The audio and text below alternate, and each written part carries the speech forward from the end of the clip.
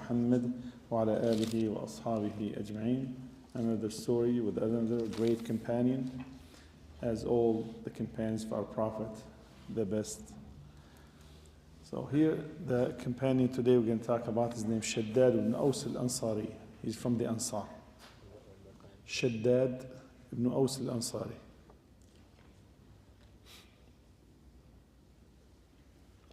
Good. Son of Aws al-Ansari.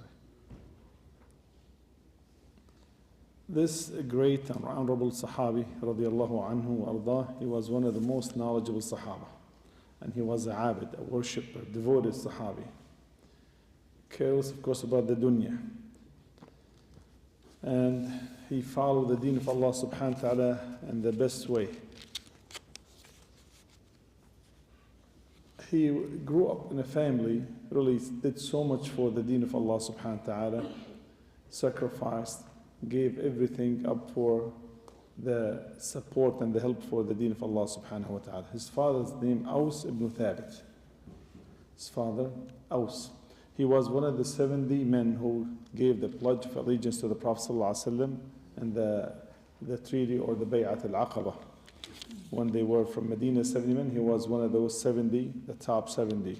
So as they promised Rasul ﷺ to protect him as much as they protect their wives and children. So his father, Aws, he really fulfilled his promises all the way, and he sacrificed for the deen of Allah subhanahu wa ta'ala with everything he had. And he fought till he died as a shaheed in the battle of Uhud. His uncle, look at the family. His father was one of the 70, gave the pledge of allegiance. He died as a shaheed. His uncle was the poet of the Prophet ﷺ. His uncle was Hassan ibn Thabit, which is he defended Rasulullah ﷺ with his word, was tougher on the mushrikeen than the sword. Shaddad, really, he grew up he got an opportunity more than any other young man in the Sahabah. As you know, Rasulullah ﷺ, when the Sahaba, when the Muhajirin, the immigrants came from Medina to Mecca to Medina, he did something they said al-mu'akha, which is the brotherhood between the immigrant and the local people of Medina, the Ansar.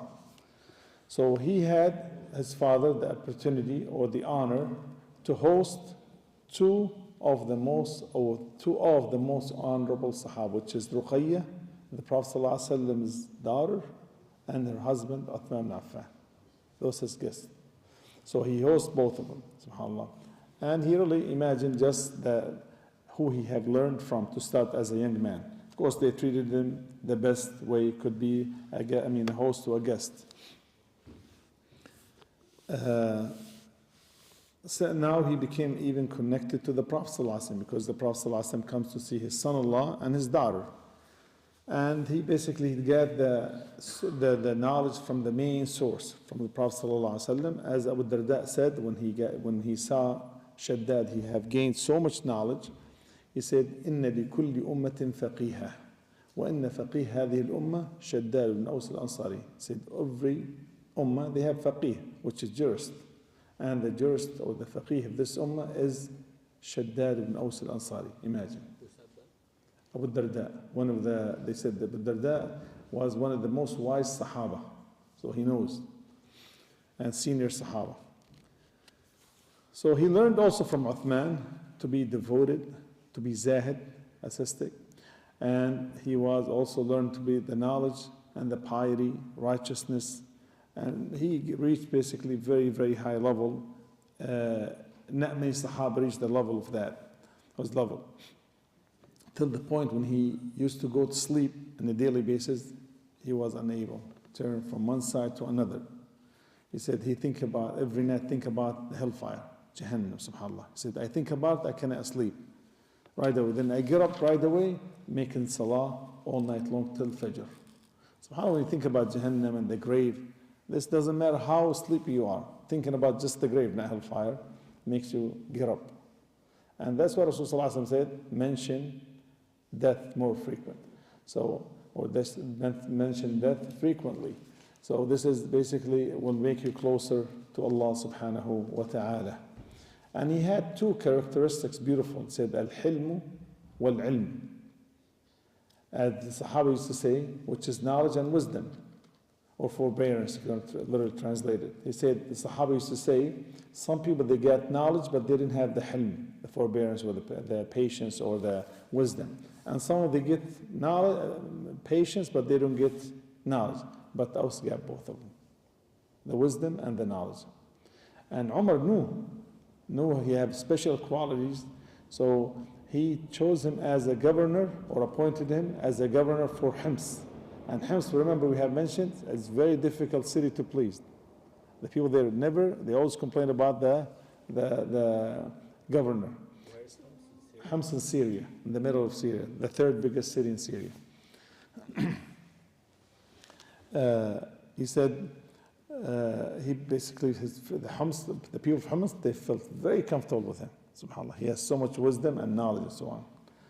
And he was the governor of Hims till Uthman died or was killed as a shaheed radiallahu anhu, because Uthman he was appointed by Umar, then continue on by Uthman radiallahu anhu. When Uthman got killed, he went back to Medina. Sat in Medina, he was close to him, but he felt now the fitna going to start. Going to be a big fitna between the Muslims. He didn't want to be no part of it. He didn't want to participate in the fitna whatsoever. So he gathered the whole family and he migrated to Palestine. He went to Palestine from Medina to be away from the fitna. He didn't want no part of the fitna whatsoever. But he always misses Medina and Mecca so much. He wants to go there. So one man, he said, his name Mujasha, a young man, he said, we were in the Sham, somewhere in Sham.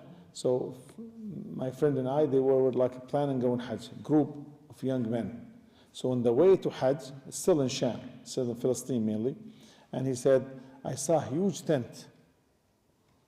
Then he said, let's go there, because there's no rest area. They want to be a guest for that tent. So it must be, we can get some food or drink or so on. And this tent shows like this guy, he is the leader of his people, because this is the type of tents is usually built for the leaders. And when we went there, we said the salam, and when the man was there, he really was very welcoming person, very smile and so on. It seemed like easy to. And within a short period of time, an older man came out. You see the dignity, how you can see right away, you can tell he's an honorable man, subhanAllah.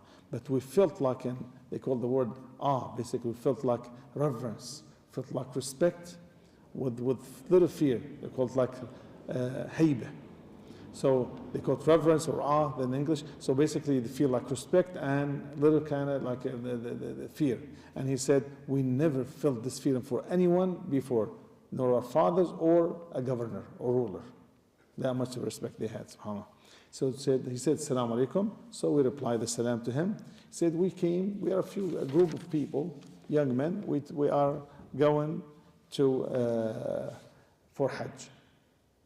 So with the moment we mentioned Mecca to him, this brought so much, like stirred the pot basically, all the love and for Mecca and Medina, he want to go to that land, subhanAllah. He said, Wallahi, I have been thinking about this myself. I'm going with you. So right away, he got things ready. He said he called the people from inside. Was so many of them, he said, 50, 60 between children, grandchildren, great-grandchildren, and so on. And he said, when we look at them, each single one is more beautiful than the other. They're all so beautiful, young men. So he said, as you see, he said, oh son or children, you did not see much of the good, and you did not see much of the evil. So remember, being in the dunya, there's not much bad, because the dunya, it doesn't matter how good the life is, not the whole good, because the good in Jannah. And the bad doesn't matter how hard the dunya is, cannot be compared to hellfire. So in the dunya, all the good you have is not much. And all the evil you see that we saw in the dunya is not much. So do not let go all the good in Jannah and be careful of falling all the evil thing in the hellfire. So the dunya, he said, the dunya is something mata', something going to pass by quick. And the dunya is for everyone. He said, the good and the bad. As Prophet ﷺ said, if the dunya equivalent to a wing of a mosquito, he would not even give a kafir a sip of water. But the dunya for everyone, he said. But the akhirah, he said, the true promise and the just there, the most just, which is Allah subhanahu wa ta'ala, and the akhirah only for those who Allah loves.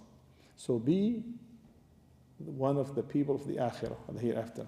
Then he intended to leave with the group, and of course his family got sad for their father to leave and so on. But he said, subhanAllah, the people around him, the young man, Mujasha, he said, we felt like the wisdom, he said, naturally comes out of him. So much wisdom. Then he said, who is this guy? Till now they don't know. He said, no, this guy, Shaddad ibn Aus, the Sahib, the companion for Prophet sallallahu alaihi wasallam.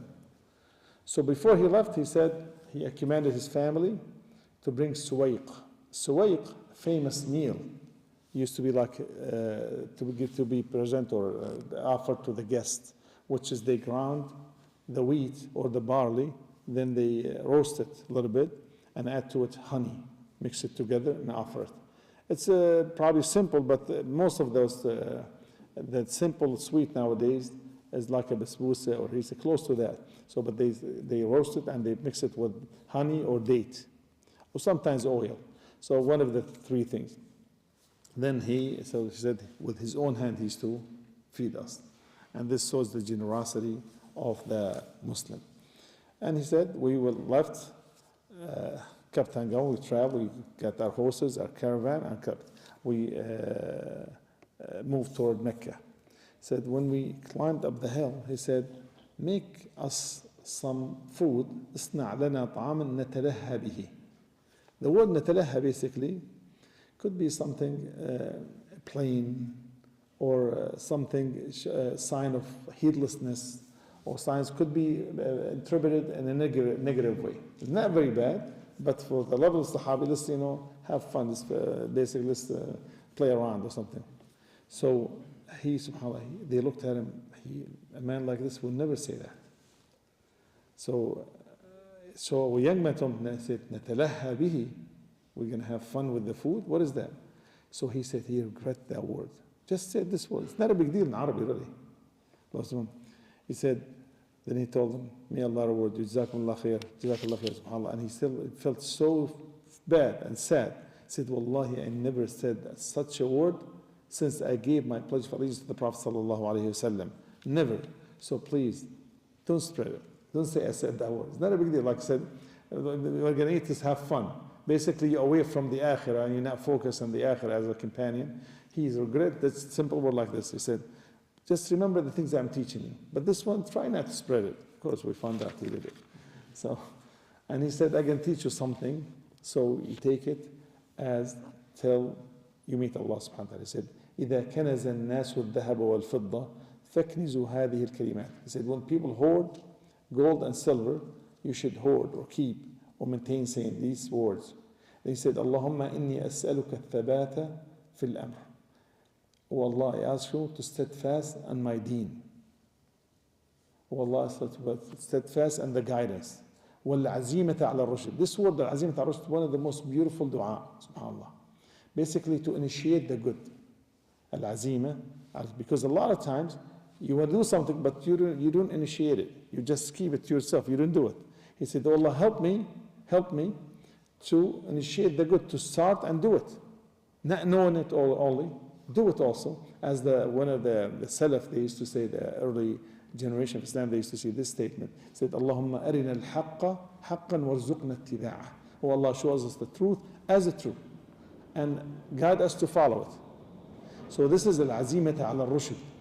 To initiative the good stuff. He said, وَأَسْأَلُكَ شُكْرَ نِعْمَتِكَ. I ask you to be grateful to the ni'mah, to the favor you bestowed upon me. وَحُسْنَ عِبَادَتَكَ. And to worship you the proper way. Do my salah right. Do every command you have commanded me to do it the proper way. And he said, وَأَسْأَلُكَ يَقِينًا صَادِقًا. I said, I ask you for certainty. And the truthful certainty. And وَقَلْبًا سَلِيمًا, and pure heart, sound heart. The sound heart is the big thing. Allah subhanahu wa ta'ala have described, subhanAllah, in the hereafter, Allah will not accept any from anyone unless you get إِلَّا مَنْ أَتَى اللَّهَ بِقَلْبٍ سَلِيمٍ, unless you meet Allah with a sound heart. What the sound heart? Have no grudges, no hate, to forgive, to forget. And this is the big thing in a Muslim, to clear the system. Remember a few days ago we said the khatira between Salat Tarawih, to clear that, the system. So this is the great sign of a believer. Muslim does not hate, does not hold the grudges. Matter of fact, forgive and forget, this what it is, and pardon one another.